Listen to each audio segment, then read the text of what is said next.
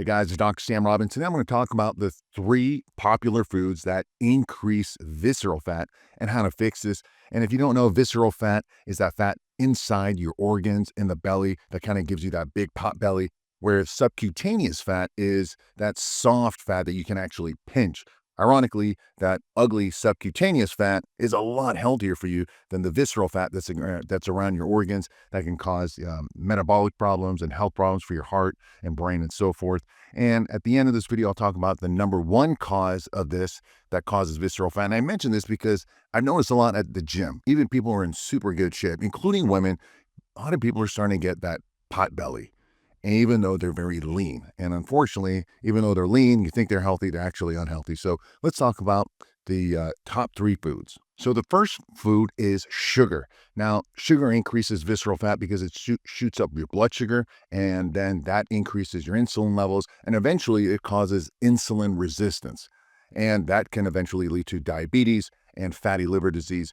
And anything, well, you already know what sugar is, it's white sugar, but there's a lot of hidden sugars, such as, syrups and nectar, soda, and juice. Any kind of juice is basically pure sugar. And a lot of this stuff comes in packaged food. So just watch your sugar intake, because all that insulin causes visceral fat over the course of many weeks and years, especially as we get older. Now, the next set of foods are refined packaged carbohydrates. These are the good tasting foods, but unfortunately, these are even worse for you. Things like pastries and breads and so forth, and cereals a lot of times. And that's because they combine sugar and fat, which is the worst combination for causing insulin resistance. Not to mention that they're just so high in calories, and sugar and fat is very, very addictive.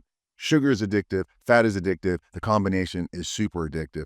So instead, try to have better carbs. There's nothing wrong with carbohydrates.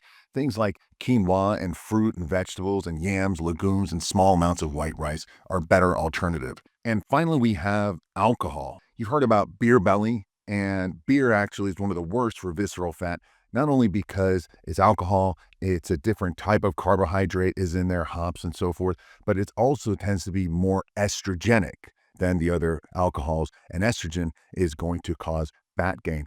Now, alcohol causes visceral fat over time because of the negative changes in your hormones and, again, liver stress. When you get fatty liver, that also increases visceral fat.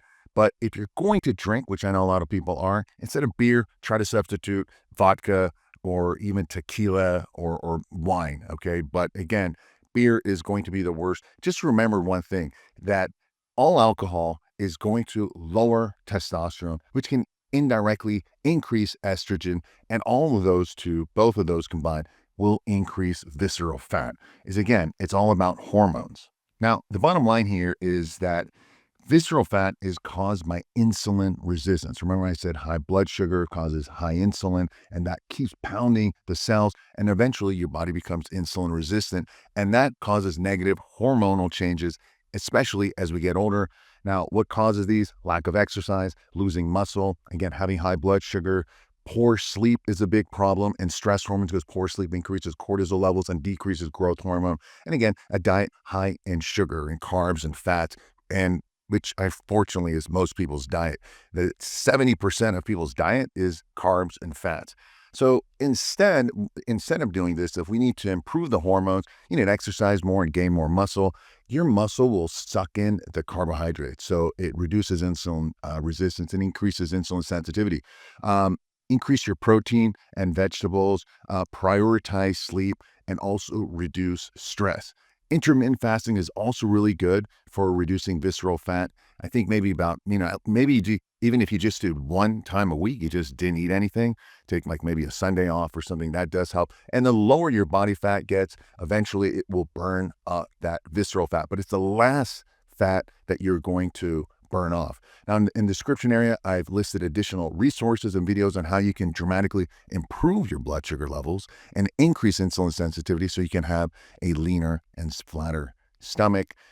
Please know that, again, visceral fat only gets worse as you get older because of the hormonal changes. So act now, make some small improvements every day, and I guarantee you're going to look better, you're going to feel better, and you're going to live a longer and healthier life. Take a look at the information below in the description here for additional information.